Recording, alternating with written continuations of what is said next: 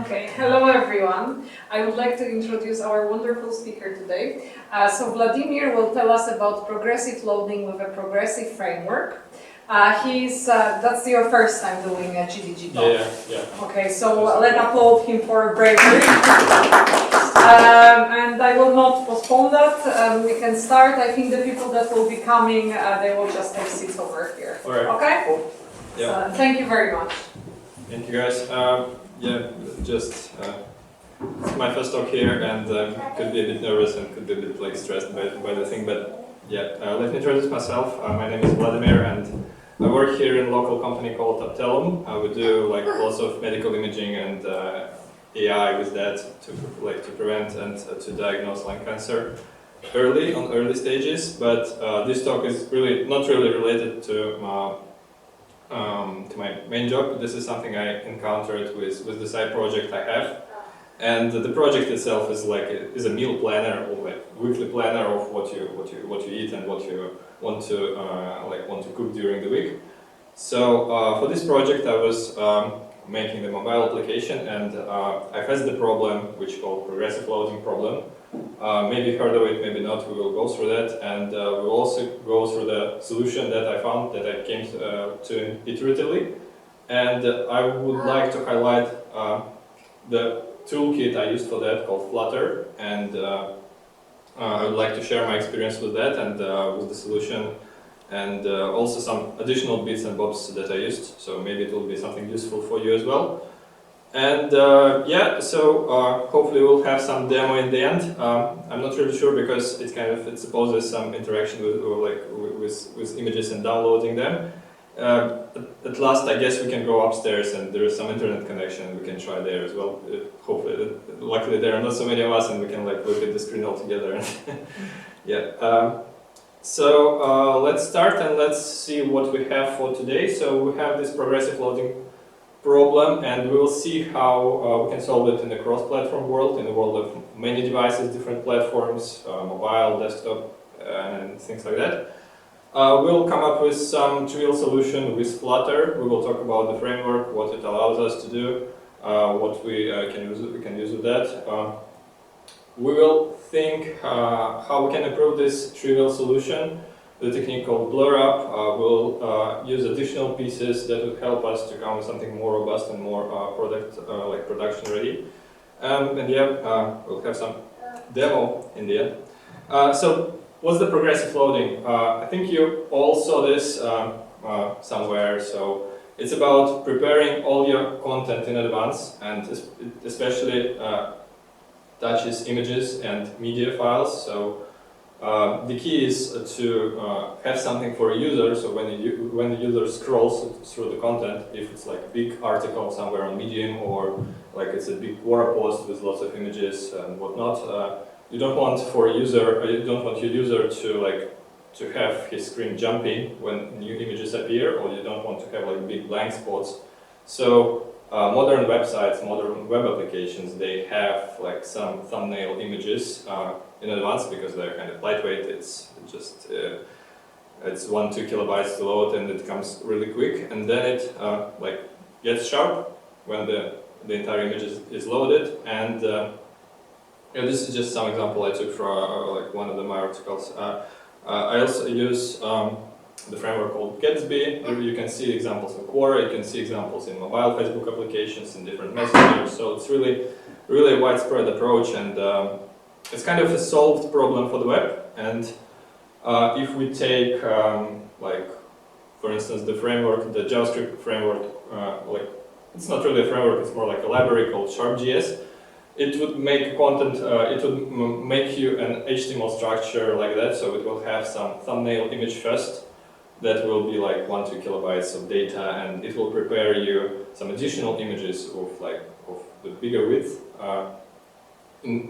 In particular, speaking of Sharp.js, it also provides you responsive images loading, so it can preload and query all the images of various sizes. So depending on what width of your browser you have, it will get these images loaded. But what if we talk about iOS or Android or desktop or basically any other platform than web? So the solution is not that trivial. Of course, there are frameworks similar to Sharp.js for each individual platform. So, for instance, there is a framework called Fresco for Android. There is Concord for iOS. There are even some very interesting encoding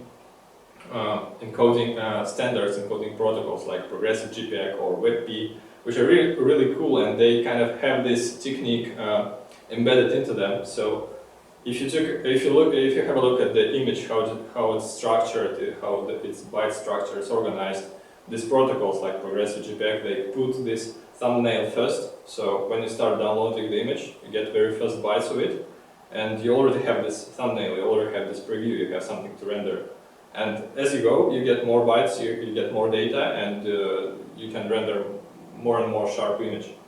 But the thing is, these protocols, they're not really niche, but they are not fully supported on different platforms. And if you want to have something cross-platform, we either have to come with something like that, like if we have this platform, use this, if we have that platform, use that, and or just come up with some custom solution. And if we started talking about cross-platform, let's talk about the framework, the toolkit actually, called Flutter. This is something that Google introduced not so long ago, about 2 years. It became more and more. Its expansion started being more and more popular. So this is the toolkit that allows you to write a single application and then provides you a capability to build it, to compile to different platforms, the same application.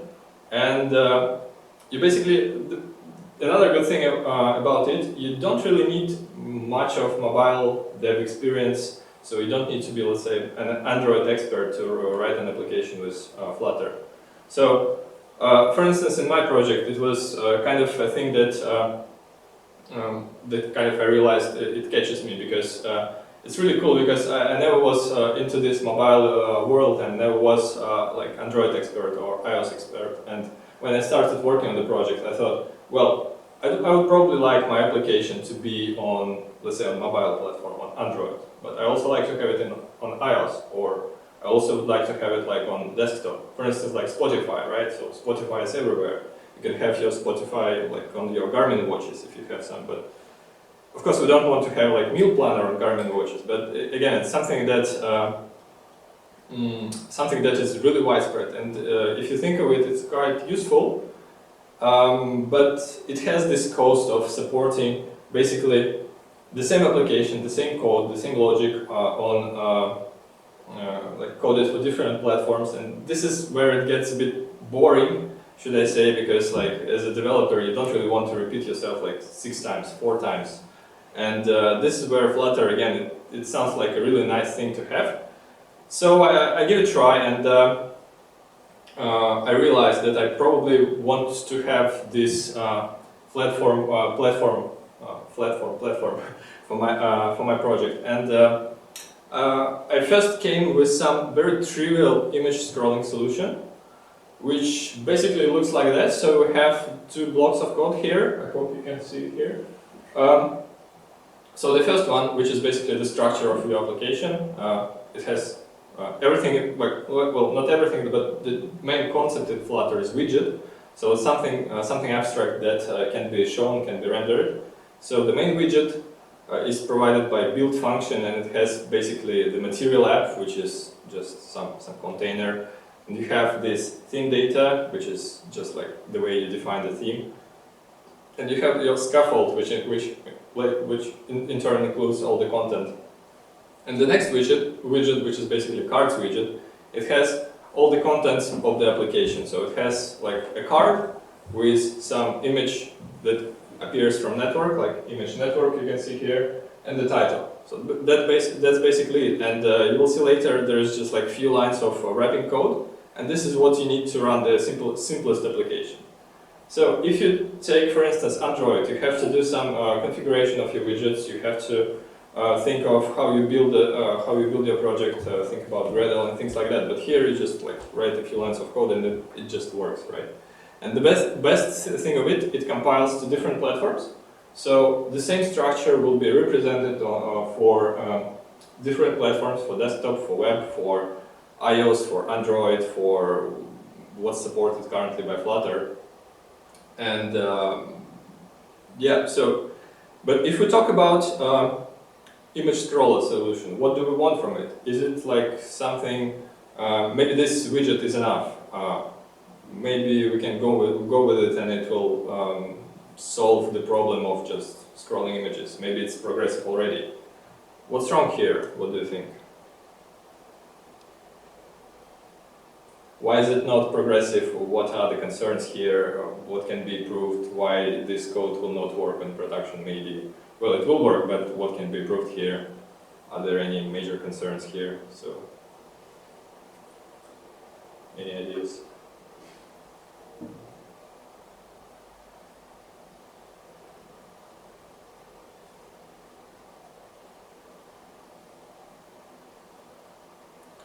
Alright, basically, so three things here.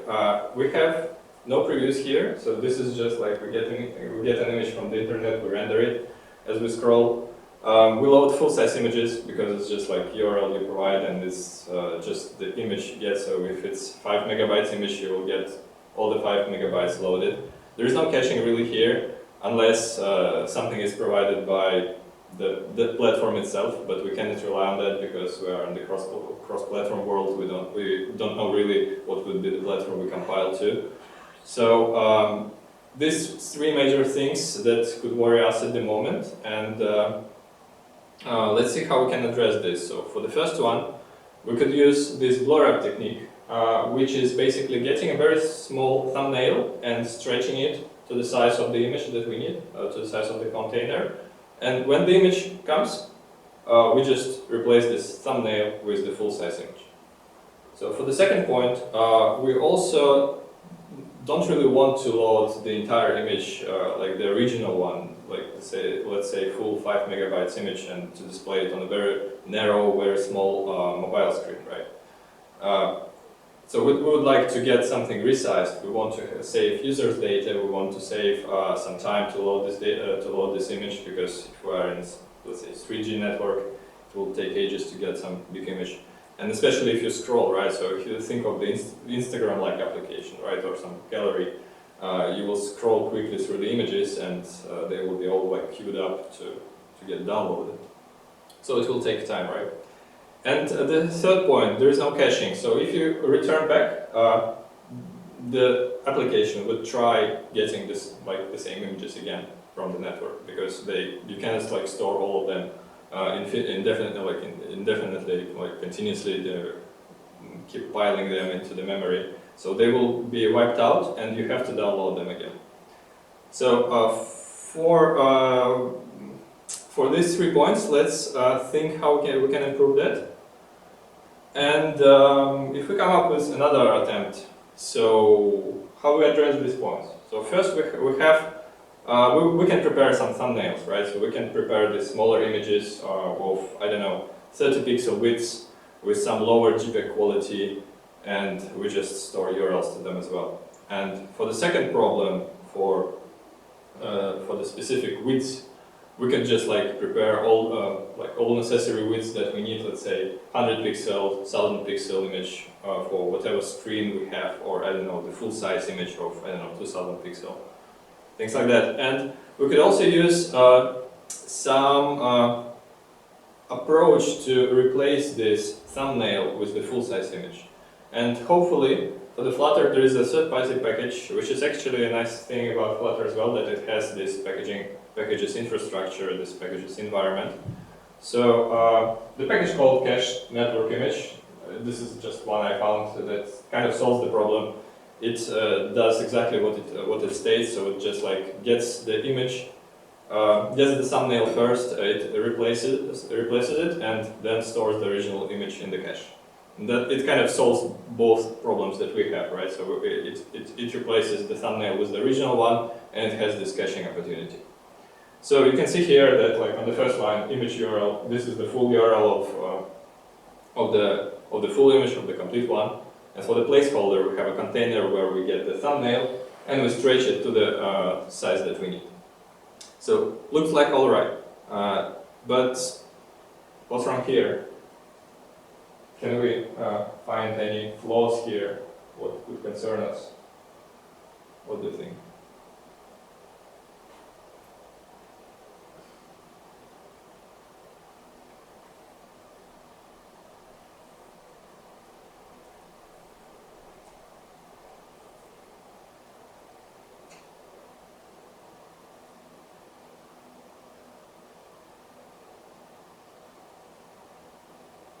So if we sum up things, we get instant previews. They're just like 2 kilobyte size. We have an opportunity to save them and restore from cache with this party package. We have this width for images, but something doesn't really click. It doesn't come together into a solid solution. So the thing is, images we need for points 1 and 3. So if we have thumbnails, we will need to prepare all the thumbnails in at once, right? So we need them. We need the smaller images. For the third one, we need to know the width of the client, right? And we can get it, but if we get the width, we need to prepare like some groups, maybe not exact, maybe not images of the exact width that we will encounter on the platform, but some groups, let's say 400 pixel, 800 pixel, and so on. And if you are working with the project that supposes interacting with images a lot, and if you have like hundreds, thousands, like tens thousands of images, you will have this data duplicated in many times, right? And it's kind of not really convenient and not really useful to store this, to manage this, to maybe to retire all these images if they got deleted by a user. So it's just like extra work that you need to do. And there is one very helpful platform called Cloudinary that basically solves this problem. It could sound just like yet another images hosting, but it has a very nice feature which allows you to specify the transformations you want to apply on the fly with the image in the URL. So basically it does exactly what we need, right? So we can specify that for some given image we set the width we like, the height we like, the quality we like, and maybe some additional transformations, but it doesn't really matter for us at the moment. So that kind of solves the problem, and if we put everything together, it looks like it finally gets better. So we have our thumbnails, which have low quality, which have very tiny width, and they refer to the image, let's say, beach house or sample, right? And we have full-size images of the width we need. We don't get the entire image of like the very original one of, I don't know, 5 megs or whatever, and we refer to the same image. So we have, like in the end, on our images hosting, we have just one image, and we just apply these transformations on the fly. And the rest of the structure remains the same, so we use the same cached network image, we have the same preview, we have the same place to put the URL for the bigger one, we have the same placeholder, things like that. And it looks way nicer, right? So we don't need to store hundreds or thousands of these copies of different widths or different resolutions of these images, if you'd like. And it simplifies this part a lot. And at the same time, it looks like we have this progressive loading capability. Something is still wrong.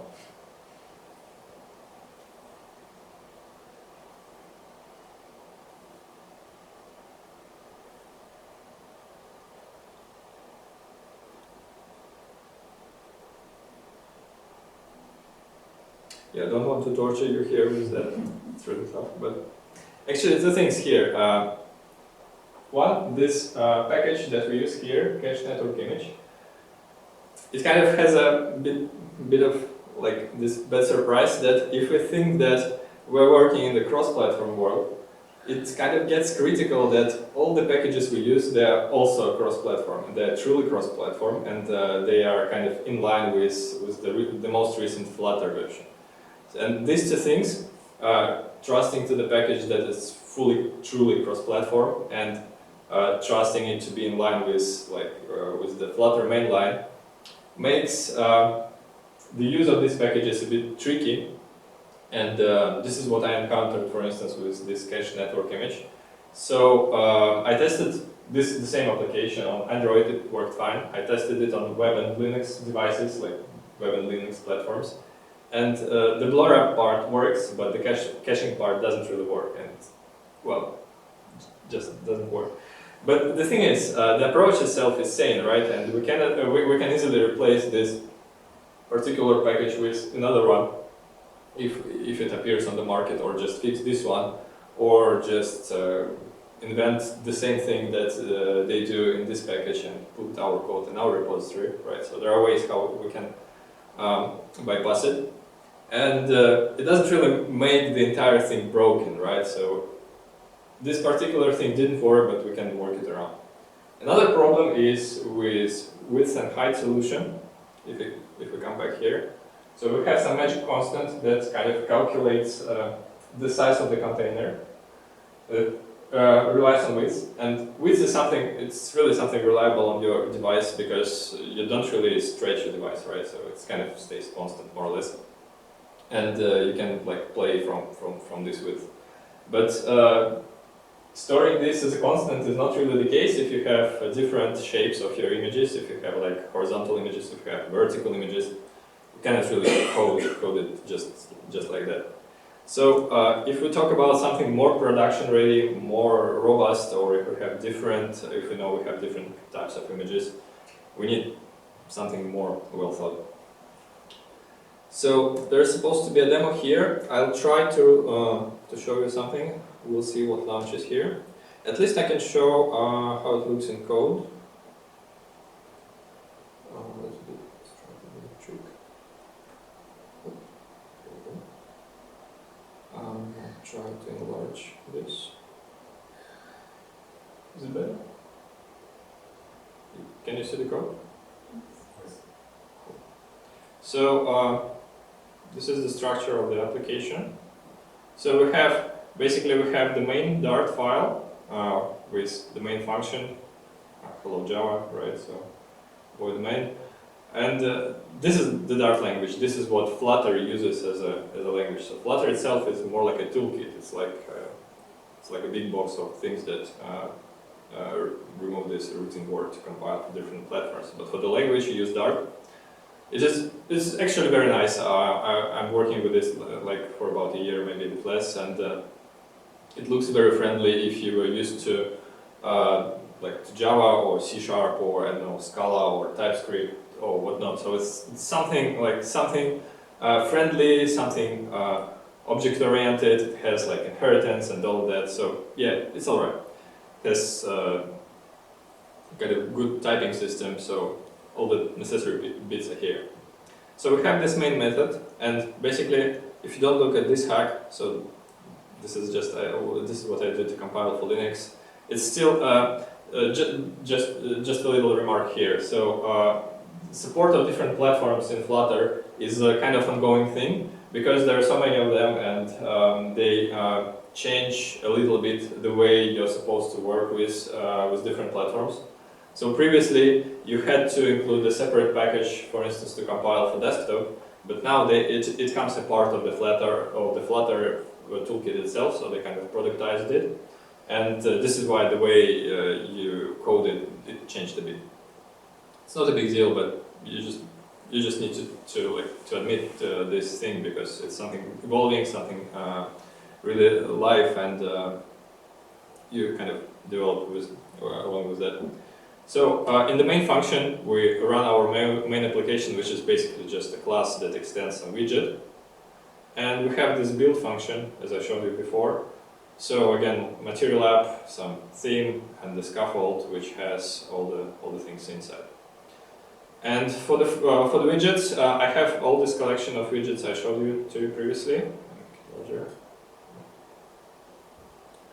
So this is the very simple one, the cards widget, right? So we have just two URLs which kind of flip from one to each other, and they rotate as we scroll. And again, yeah, this is just what you need to have. So it's just a card of some column, so they're kind of arranged in a column, and you put one or another image they get downloaded from the network, and you just add some title. That's it. So this is our second widget that that uses this cached network image thing, and it has this container with the placeholder and with the image, which is just another URL. So since this is something intermediate, I didn't bother and just put some random URLs here, and yeah, sorry about that, but just to show, just to demonstrate the code structure. Again, it's something similar. Nevertheless, we have this progressive images loading concept already here. So the code itself doesn't look way more complex. We just have this cached network image here. And this is the third one that uses Cloudinary, which is again quite similar, but it just refers to the Cloudinary host, and it has this these parameters for the transformation that we need, and it refers to the same image here and here. So we can plug, let's say, this cards widget into our main application.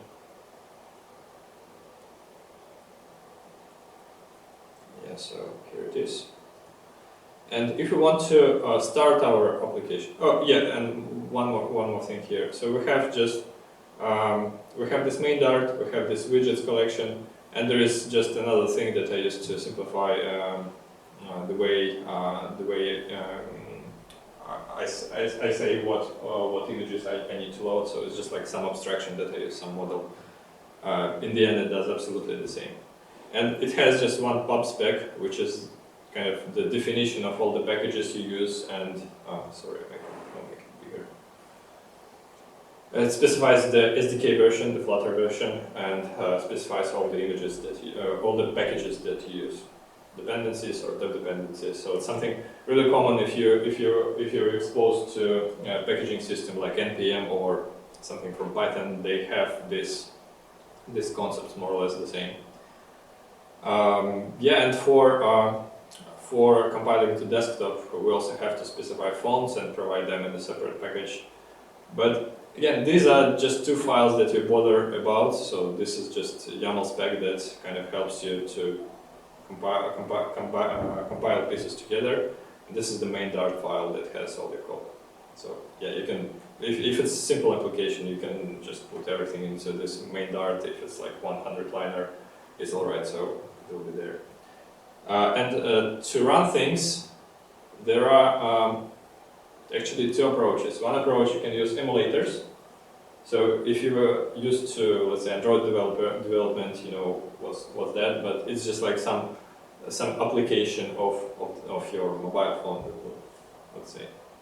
So I have one emulator here. I can show. This is the one for Google Nexus, just some Android thing.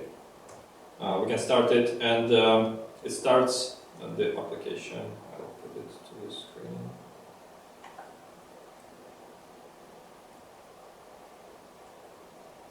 There we go.